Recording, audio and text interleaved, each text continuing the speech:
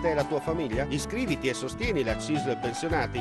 Avrai più tutele e vantaggi e potrai stampare i dati della tua pensione, il CUD, l'OBSIM, necessari per la dichiarazione dei redditi. Inoltre, i possessori della card CISL possono fare acquisti ed usufruire di sconti, convenzioni, buone spese ed altro ancora. Per ulteriori informazioni e ricevere la consulenza adeguata, vienici a trovare nella sede FNP CISL a te più vicina.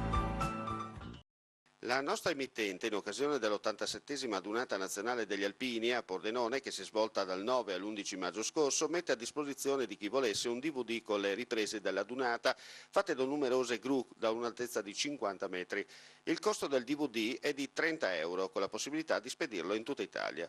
Per qualsiasi informazione o prenotazione potete chiamare i seguenti numeri: 0434 55 5486 o 0434 55 14 55. Ripetiamo: 0434 55 5486 oppure 0434 55 14 55. Gli alpini, un'occasione unica da rivedere.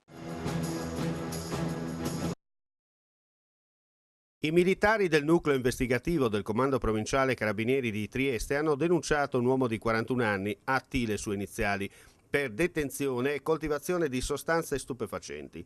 Nella sua abitazione sono state rinvenute e sequestrate 3 piante di cannabis alte circa 60 cm, alcuni grammi di marijuana e 1 grammo di eroina.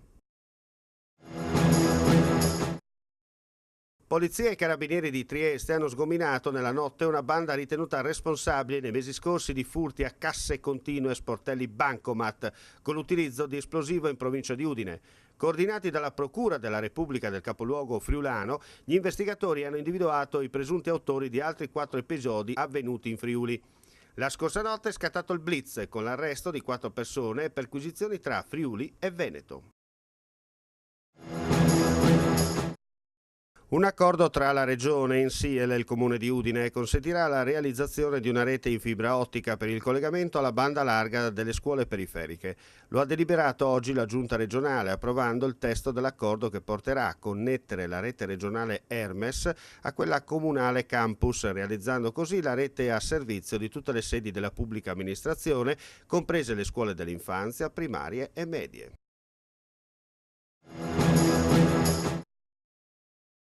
Da lunedì 14 luglio apre a Pordenone lo sportello Amico Imprese di Equitalia, nuovo spazio di ascolto dove poter offrire l'assistenza mirata al mondo produttivo del territorio. L'iniziativa, avviata in via sperimentale lo scorso dicembre in alcune città italiane, si affianca allo sportello Amico nato ad aprile 2012 e presente in tutte le province per fornire la massima assistenza anche in situazioni di particolare difficoltà economica e personale dei cittadini. Aperto dalle 8:15 alle 13:15, fornirà consulenza sulla normativa, in particolare sulle modalità di rateizzazione, di compensazione e sospensione della riscossione. Le aziende beneficeranno di una consulenza mirata per trovare le soluzioni migliori all'interno del quadro normativo e risolvere casi di particolare difficoltà.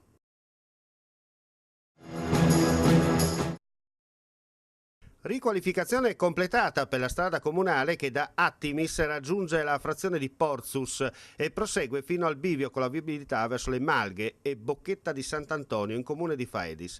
8 km l'estensione complessiva del tracciato di cui la provincia di Udine ha coordinato i lavori di miglioramento, finanziati a mettere in sicurezza il collegamento per gli utenti che la utilizzano quotidianamente e a rendere più adeguata la viabilità in un'ottica di sviluppo turistico dell'area. L'incontro si terrà lunedì 14 luglio alle 11 nella piazzetta antistante la Cappella dell'Apparizione della Madonna, ubicata a circa 5 km da Attimis. Saranno presenti il presidente della provincia di Udine, Pietro Fontanini, il vice condelega alla viabilità Franco Mattiussi, i sindaci di Attimis Sandro Rocco e di Faedis Claudio Zani, l'assessore regionale alle infrastrutture, mobilità, pianificazione territoriale e lavori pubblici Maria Grazia Santoro. Concluso l'anno scolastico e quasi archiviata la maturità 2014, la provincia di Udine procede con le manutenzioni estive sugli edifici. Agli interventi già in corso allo Zanone e al Malignani si aggiungeranno anche i lavori allo Stellini, allo Stringer e al Cecconi.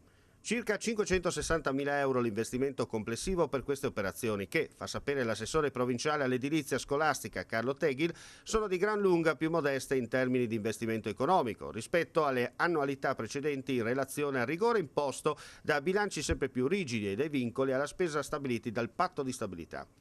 Obiettivo dei lavori: fare in modo che al rientro delle vacanze gli studenti trovino spazi rinnovati e resi ancora più adeguati allo svolgimento dell'attività didattica. La provincia di Udine vorrebbe fare di più perché le scuole e la sicurezza dei nostri ragazzi sono in cima alle nostre priorità, aggiunge Teghil. Le risorse e i progetti ci sono, ma abbiamo ancora le mani legate e gli spazi che si aprono sono di gran lunga inferiori rispetto alle effettive necessità.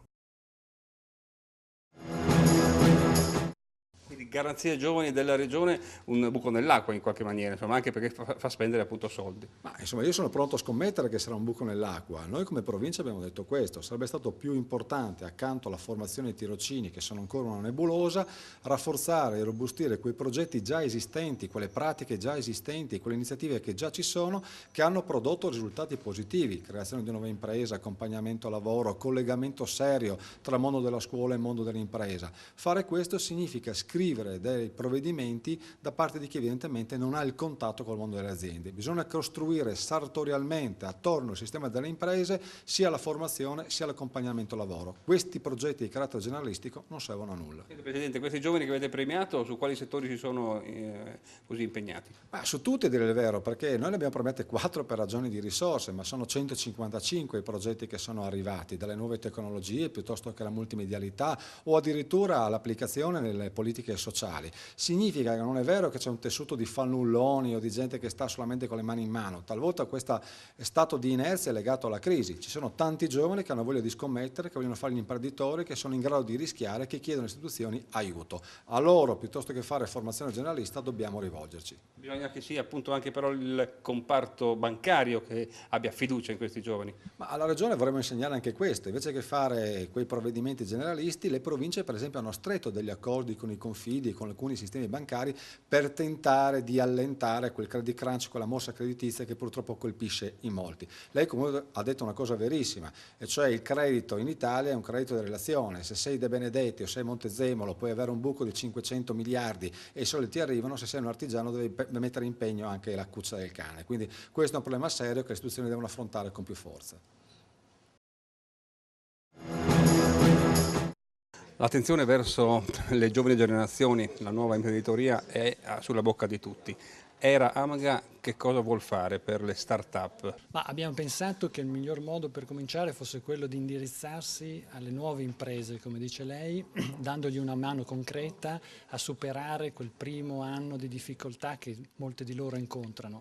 Ovviamente lo facciamo con riferimento ai servizi che offriamo, quindi offrendo loro la possibilità di avere forniture di energia elettrica, gas, servizi di telecomunicazioni e servizi ambientali per chi ne ha bisogno ai migliori prezzi che si possono trovare sul mercato, con un risparmio consistente anche a tutti quelli che sono i riferimenti che si possono trovare. Questa è un'iniziativa che voi avete fatto in base alla vostra filosofia di azienda?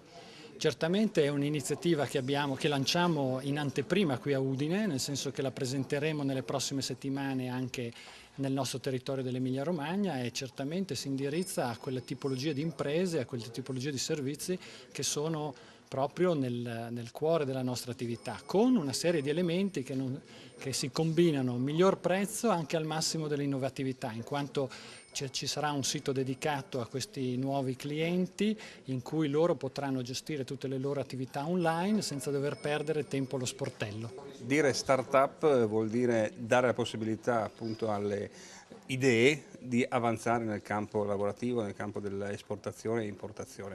Qui si aiutano queste imprese, è un successo anche del comune? Certamente noi abbiamo numerose iniziative lanciate proprio per sostenere i giovani, per sostenere le aziende innovative, e proprio questa proposta di ERA è nata anche su sollecitazione mia, proprio per cercare di dare un forte sostegno con questa operazione che ci ha portato una collaborazione con una delle più importanti società pubbliche di gestione dell'energia, Multi Utility, ci ha permesso appunto di anche aprire nuovi nuove occasioni, nuove opportunità sulle imprese innovative e anche sulle energie rinnovabili. Ampia riflessione sullo stato delle cose, sia economico che politico, da parte della CISL di Udine in questo Consiglio Generale, in cui si trattano diversi temi, soprattutto quello del lavoro, dell'occupazione, della disoccupazione, delle aziende che sono in grande difficoltà. Tardi del governo per quanto riguarda gli stanziamenti sugli ammortizzatori sociali in deroga sono inaccettabili. Decine di migliaia di lavoratrici e lavoratori da troppi lunghi mesi aspettano i sacrosanti riconoscimenti dei trattamenti di sostegno al reddito, mancano le risorse, ecco perché il governo deve immediatamente trovare soluzione a questa vertenza, individuare le risorse, assegnarle alle regioni per corrisponderle successivamente ai lavoratori. C'è anche una riflessione che fate al vostro interno, all'interno del sindacato, insomma, come affrontare i prossimi temi, come tutelare i lavoratori. Noi abbiamo lanciato una fase di mobilitazione con assemblee che stiamo tenendo in tutto il territorio nazionale, sui luoghi di lavoro, nel territorio, su una piattaforma che abbiamo condiviso unitariamente tra CGIL e CISL e che mette al centro due grandi questioni: il tema del fisco e il tema della previdenza e delle pensioni. Il Paese riparte, la crescita riparte in questo Paese se si riducono le tasse soprattutto ai lavoratori dipendenti e ai pensionati. È la condizione necessaria per sostenere la dinamica dei consumi, per muovere la domanda interna, per rafforzare il tessuto industriale, produttivo e dei servizi. Riforma sanitaria del Friuli Venezia Giulia, quali le vostre richieste, preoccupazioni e aspettative? E per noi è fondamentale che la Regione tenga impegni per quanto riguarda i servizi alle persone e quindi nella territorialità. Siamo un po' preoccupati perché la riforma forse non tiene conto di queste e delle esigenze della popolazione, però siamo in attesa ovviamente di conoscere il testo definitivo della legge che oggi ci verrà illustrato per poter dare poi una valutazione che riguarda sia il mondo degli anziani che noi rappresentiamo come CAPLA, ma anche tutto il mondo degli autonomi che fino a questo momento sono stati in silenzio ma che dovranno anche loro dire la loro su quella che è questa riforma che a nostro avviso è molto ampia e riguarda ovviamente tutta la territorialità della nostra regione. La riforma che facciamo è una riforma per un servizio sanitario regionale che abbia soprattutto questa unicità. Quindi i territori avranno tutti la stessa impronta, cioè più servizi territoriali e meno, diciamo così, razionalizzati i servizi ospedalieri. Noi abbiamo questo bisogno molto forte di spostare una serie di risorse che in questo momento sono utilizzate male in ambito ospedaliero per dare servizi al cittadino sul territorio, per evitare quello che ormai sappiamo tutti, quella congestione dei pronti soccorsi, i ricoveri impropri e tutte quelle cose che non fanno bene ai cittadini e non fanno bene neanche alle loro tasche. Questo è il punto nodale. Una riforma che è fatta tenendo conto del quadro epidemiologico della nostra regione, che ha un numero molto alto di anziani, i quali anziani hanno bisogno di avere servizi vicino a casa, ma non i servizi ospedalieri che devono essere destinati al problema acuto, all'intervento chirurgico importante, ma tutti quei servizi che invece sono legati alle problematiche che sono tipiche degli anziani, la cronicità, le problematiche di pressione alta, di diabete, tutta una serie di malattie che l'anziano molto spesso ha, ma che non ha bisogno di andare in ospedale per curarle, ha bisogno di avere sul territorio il medico di famiglia, un'organizzazione, le chiameremo, non lo so, nei distretti avranno all'interno case della salute, ospedali di comunità, ma un modo di fare sanità che è un po' diverso di quello a cui siamo abituati. Il nostro gruppo Media Triveneto ricerca un coordinatore commerciale addetti alla vendita di pubblicità nelle regioni Friuli Venezia Giulia e Veneto. In particolare le aree interessate sono Pordenone, Udine, Portogruaro, Trieste e Treviso. Interessati o interessate potranno telefonare in orario d'ufficio allo 0434 55 14 55, lasciando le proprie generalità e numero di telefono per il colloquio preliminare. Le previsioni del tempo per sabato 12 luglio. Al mattino cielo sereno o poco nuvoloso, in giornata maggiore variabilità e saranno probabili temporali sparsi, specie dal pomeriggio in pianura e sui monti, comunque possibili anche sulla costa. Venti di brezza, non si esclude che qualche temporale possa essere forte. Te e la tua famiglia? Iscriviti e sostieni la CISL Pensionati. Avrai più tutele e vantaggi e potrai stampare i dati della tua pensione, il CUD, l'OBSIM, necessari per la dichiarazione dei redditi. Inoltre, i possessori della card CISL possono fare acquisti ed usufruire di sconti, convenzioni, buone spese ed altro ancora. Per ulteriori informazioni e ricevere la consulenza adeguata, vienici a trovare nella sede FNP CISL a te più vicina. La nostra emittente, in occasione dell'87esima Adunata Nazionale degli Alpini a Pordenone, che si è svolta dal 9 all'11 maggio scorso, mette a disposizione di chi volesse un DVD con le riprese della Dunata, fatte da numerose gru da un'altezza di 50 metri. Il costo del DVD è di 30 euro, con la possibilità di spedirlo in tutta Italia.